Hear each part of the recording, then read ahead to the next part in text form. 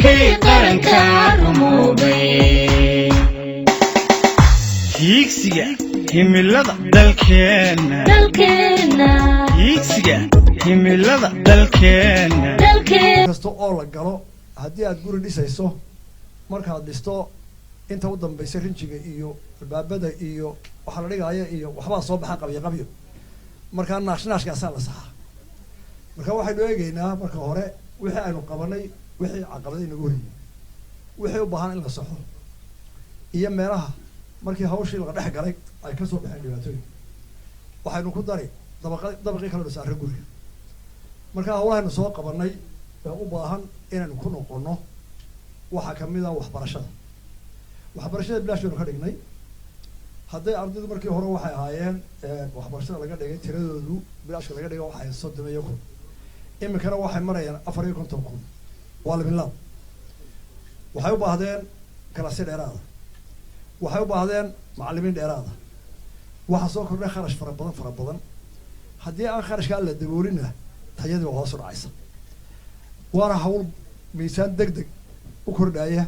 oo kharash taa waxaynu u baahannahay inaynu daboolo horta intayna secondary-ga gaarin labadii hoose oo aynu quality-gooda iyo tayadooda soo gaarsiino kuwa private-ka ah qodobka kale ayna sugaya waxa weeye horta maanta waxay noogu horeysaa madaxweyne murashaxa iyo ku-xigeenkiisa murashaxa oo labaduba sii galbeeda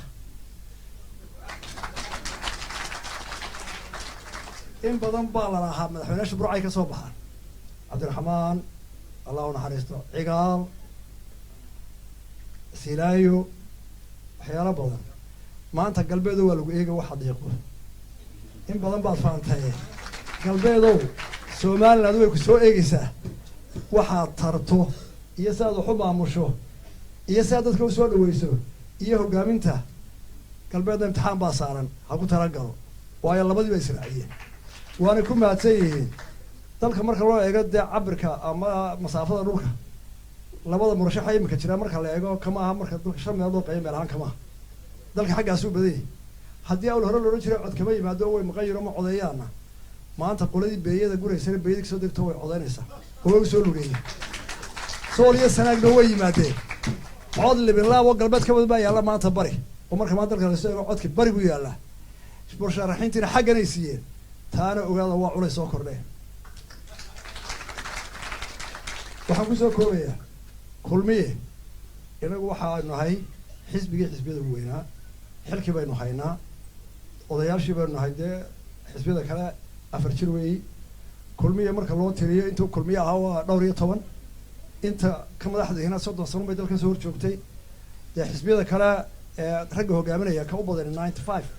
96 ayuu soo galay siyaasadda marka waa inay u dul qaataan wax alle wixii qardafooyin kaga yimaada kulmiye waxa ku ceebo qofka kulmiye inuu u jawaabo haddii ay caayaan haddii aflagaadoodaan haddii wax ka sheegaan xisbiga waxay la mid tahay oday weyn oo in yar suuqa jooga haddii caay adan xishood buu ku oranayaa moogti hadduu odayguna kala cayso soo noqonaya hadduu odaygii inanka yaraa la murmo soo ceeb maaha dee ninka siyaasadda ay ugu horeysay 1999 iyo wixii ka dambeeyay xisbiga la furay ama 2003 ugu horeysa maanta inuu lider ba noqdo go'aan ba gaaro haddii uu kulmiye dib ugu noqdo la murmo oo ninka taageeraha kulmiye ee Bristol jooga ama Cardiff ama Hargeysa ama Canada haduu la murmo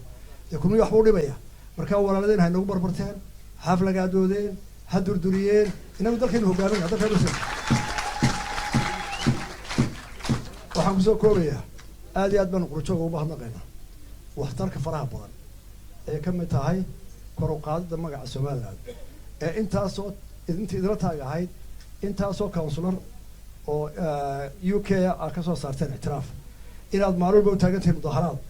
inaad dalka gurmadu muujisaan markay abaari timaado ama oola siyaasadeed ama hawl kalaba inaad lifeline ka u tihiin dad badan oo reer Somaliland oo lagu qiyaaso lacagta aad dirtaan billions oo dad badan ku nool yihiin waxa meelaha ku tartaan meelaha masalan dhakhtarrada